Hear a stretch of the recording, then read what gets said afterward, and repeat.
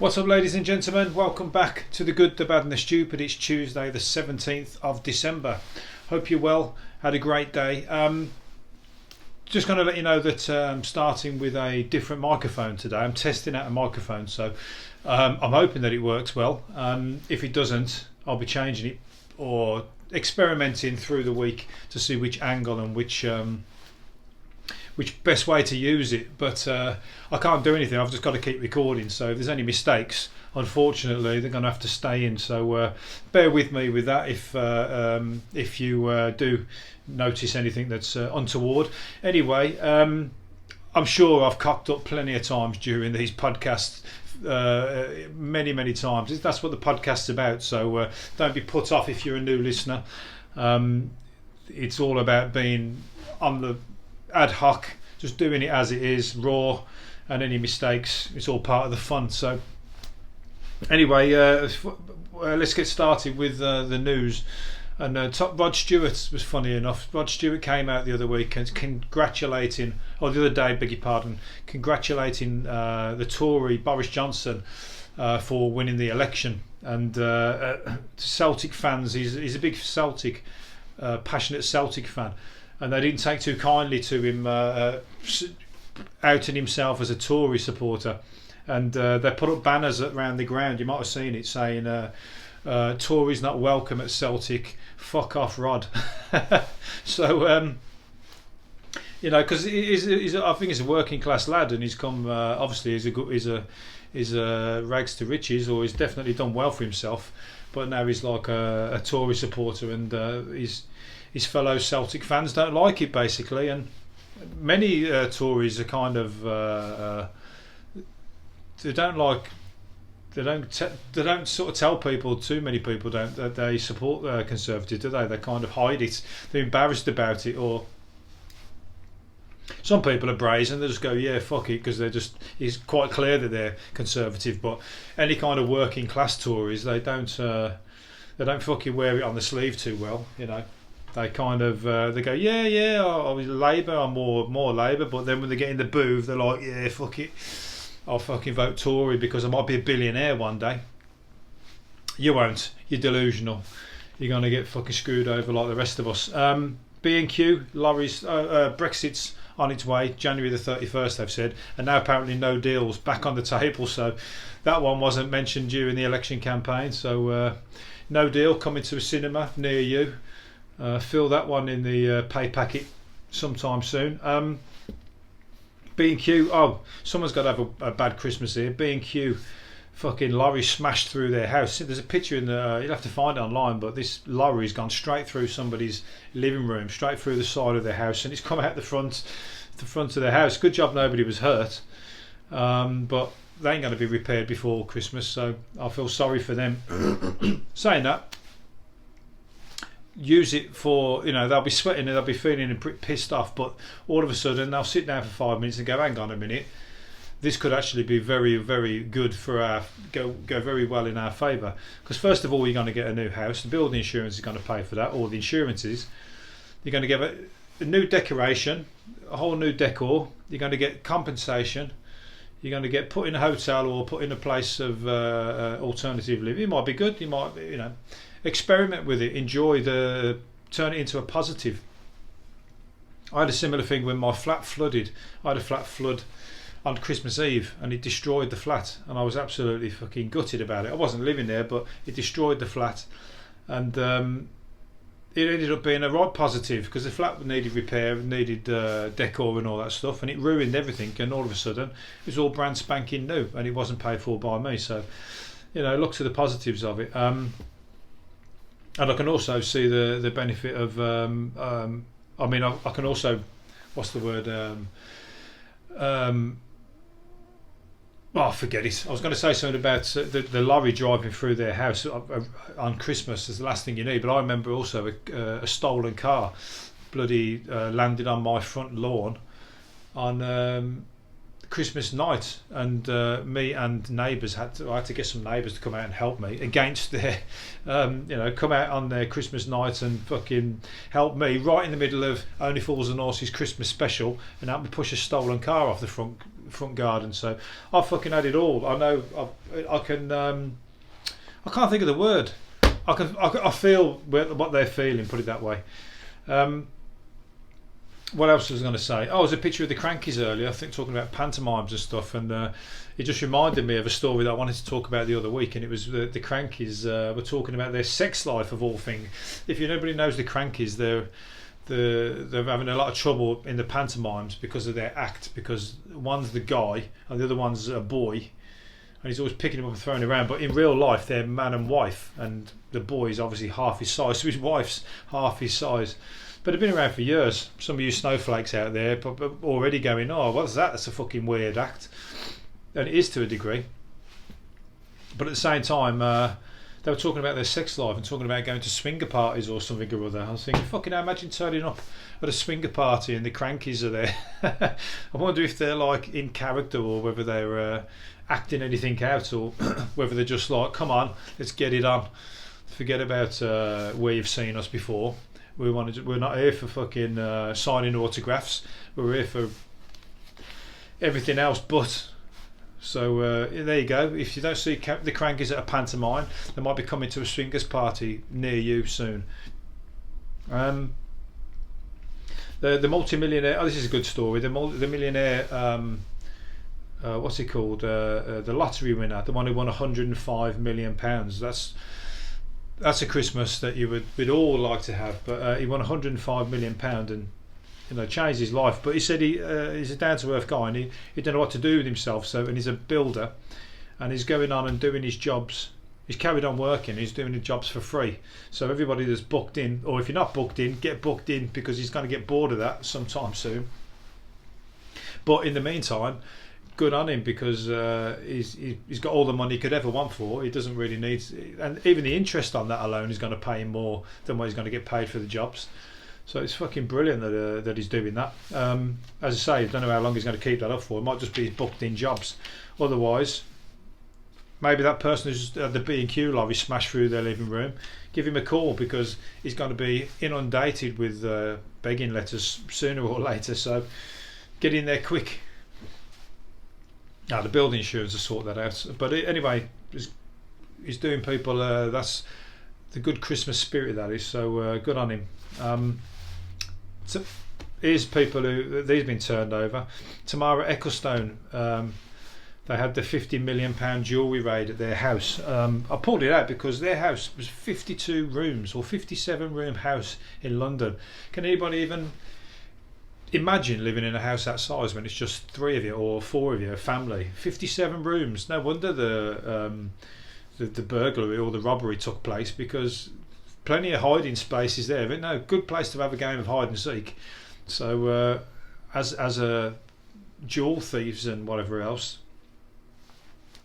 obviously they had to get in, but they managed quite easily by the looks of it. So they're saying it's an inside job, because it's pretty much straight to the guard. The guard's got to be involved, isn't it? Because the guard took a lunch break just around about the same time that the robbery took place, and they escaped out of an open window, which happened to be open around about the time that the guard went on holiday, and the £50 million worth of jewellery. The good thing for the guard is that they don't interrogate too hard in British the British police force. There won't be like thumb screws and taking your fingernails out or whatever. So if you can keep stum and say it was nothing to do with me, unless they've got anything on him, they're scot free, aren't they? So 50 million quid's worth of jewellery, shit, and that's just gifts for them. That's like nothing compared. That's just Christmas gifts, what they've given each other. That's nothing compared to the money that they've got. So they'll recover. It's probably a personal thing that nobody likes people to be burgling their house, but that's another level. That's like they've had to bypass all kinds of security. As I said, the guards, CCTV, everything, and they've done it in a breeze. So watch this space. Maybe they've got away with it because they did it so slick. Is something not so slick, but it's quite so funny. It's a lot funnier. It's some boozy rugby players. Rugby players fucking don't half piss it up, don't they? They know how to. The drinking games of rugby players. I I wouldn't want to get involved, but they're playing a game of human bowls there, where they basically strip naked, stack a load of chairs up on top of each other like a pyramid, and then throw the naked guy across the room, smash into the chairs, like 10-pin bowling. The one guy's got his head all cut open and everything, so looks like a load of fun, but not a load of fun for the people whose place it was. The club statement is: the club understands that several videos have been circulating on social media containing footage from the last night's Xmas party. The club wished to make clear that all individuals used as human bowling balls did so consensually, and were fully aware of the risks involved. The club will make no further comment at this point. Oh, so the club were involved in it anyway. The club didn't give a shit. I thought they were doing it, and then the club's going to get up this morning and go, what the fuck happened in here? Like, about burglary, that's been... The place has had a tornado go through the place, as in the form of 24 pissed up rugby players. Anyway, so that's a good idea if you want a Christmas game to play. Strip naked, throw each other around the room. You can do that anyway in any form, but on a 10-pin bowling. I'm not talking about in what you get up to regularly on a, throw each other naked around the room. This is a multi-person act, so could be back to the swinger party again. Get the Crankies. You probably fucking it'd be easy to throw Jimmy Cranky around. He's only pint size. Lecturers have been blasted for saying students who voted Tory are vermin. John Lewell, a boss at Cardiff University, has stated, how can anybody, he said, who professes to have a social conscience vote Tory? It's that simple. Well, exactly. People are just either brainwashed or loaded. You've got to be one of the two. You're either brainwashed, loaded, or fucking mental. One or the other.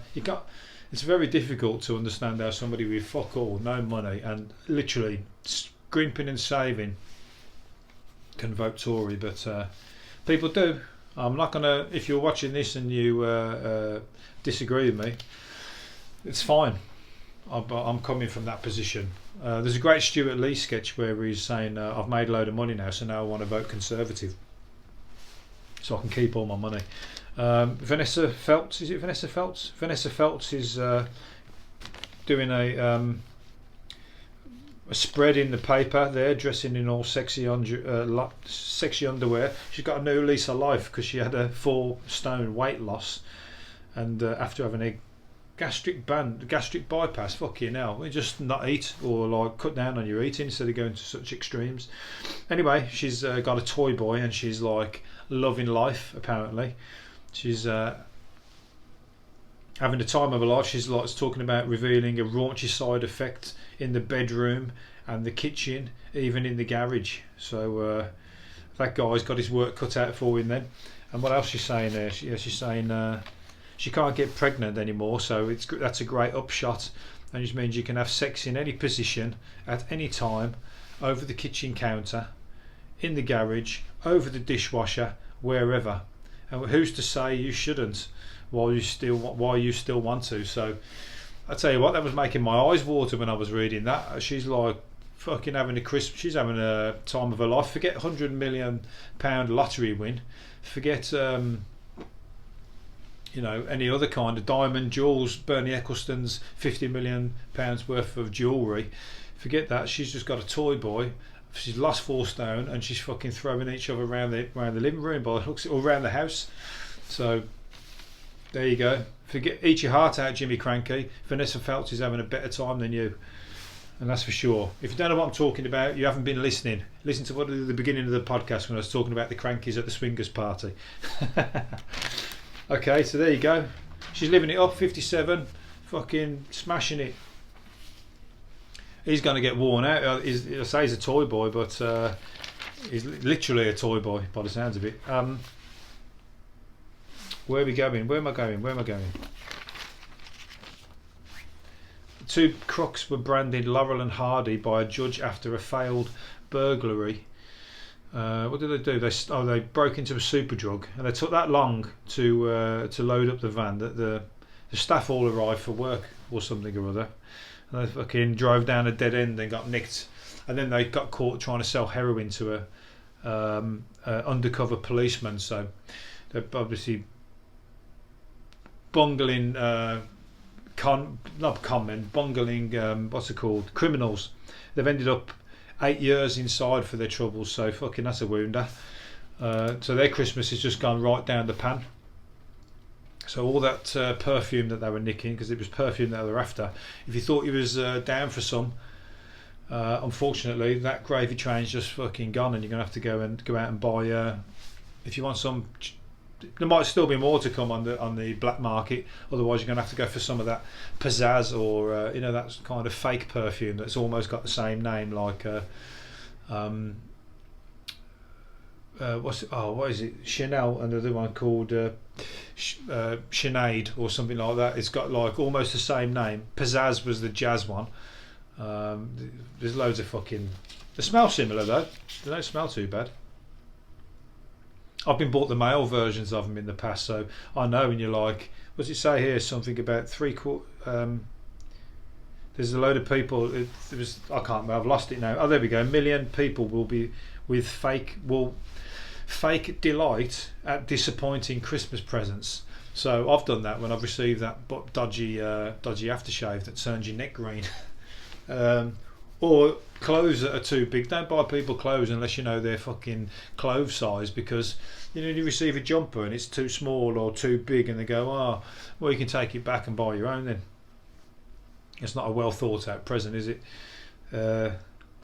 But I'm not knocking you, because I very rarely think my presents through. In fact, some of you who are like me, I'll probably see you at Christmas Eve hanging around the garage, the petrol station, trying to see if there's anything in there that doesn't resemble something that might have been bought from the petrol station, so you can pass it off as a present. I'm not that bad. I've seen people do that though. Where are we going? Right, I'm going to finish up. Going to do a couple more. Trying to keep these tight. Chris Kamara Kamara's album has been a hit. We've talked about Chris before and his debut album. It's been a hit apparently. It's been that good, or he's getting that much of a positive buzz from it, that he's trying to line up a gig at the Royal Albert Hall. Come on, Chris, you're getting way ahead of your station there. That Royal Albert Hall's massive. Who's going to fucking come and watch Chris Kamara in concert? It's got to be like one of the. You'll have to sort of do a live version of Sky Sports or whatever, and then just get up and do a couple of numbers in between. You might pull them in for that. I don't know if you're going to fill the Royal Albert Hall for Chris Kamara. Well, saying that, when I was there last, you're looking at all the famous people. I went and watched Bill Burr, the comedian, and I was looking around the halls at all the photos on the wall, all the famous people that have played there, and it's all like all the greats. Can't remember the names now. The only name that I do remember was McBusted, and I was like, McFucking-busted. That's what are they doing on the wall? You know what I mean? It's like the McBusted are the amalgamation Frankenstein of McFly and Busted, and they become McBusted, and it's like the shittest name in the world of any band, formed by two shit fucking boy groups. Well, they've obviously got an audience, because they filled the place, because the crowd looked fucking packed in there. I couldn't believe it, and they weren't around very long. I think the fans grew up and went, oh fuck this, these are I can't believe I used to like these, and all of a sudden McBusted was McBreakfast. Anyway, everybody's got their own taste in music. All I can say is they won't be found on my playlists, let's put it that way. I'm going to finish up on one more then. The Trotters, Del Boy and Rodney Trotter, are the Fools and Horses are the TV characters Brits would most like to join them at Christmas, followed by Agnes in Mrs. Brown Boys. And definitely 100% Del Boy, Rodney and Grandad. That would be or Gal, but you got to get them both in. That would be a fucking brilliant Christmas meal to have it with them. Second best, you can have me, because I'm as close to fucking those characters as you're going to get, I think, the way my fucking life goes up and down. Anyway, if you don't want Del Boy or Rodney, how about Renee from Hello Hello? He'd be a great Christmas guest. Or finally, I think I'd have Arthur Daly. Arthur Daly's got to come to dinner because I'd have a right laugh with him, talking about how to make money, how to fuck up, and all the fuck ups that I should have say that you've had along the road. You'd have a right old chinwag, and then he'd end up tucking you up like Del Boy would, and you'd end up spending all your money over a Christmas drink. You'd be too drunk, and then they'd tuck you up, sell you something, and you'll think what happened in the morning, and your hangover will be double. At least you haven't woke up next to Jimmy Krankie. That's all I can say. So anyway, I'm going to leave it there. Hopefully you've enjoyed it, and I'll see you again tomorrow. See you later. Bye.